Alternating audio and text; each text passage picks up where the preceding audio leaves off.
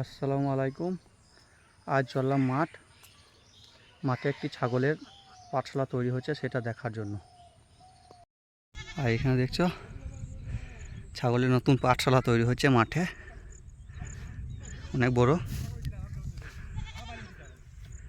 নতুন পাঠশালা তৈরি হচ্ছে মাঠে।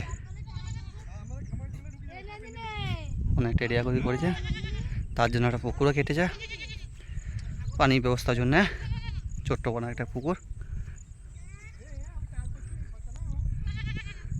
মাঠের মধ্যে।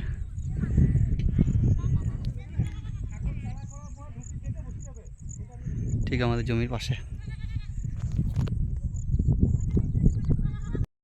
পরে আবার দেখাবো ফার্মটি কতটা কাজ এগোলো।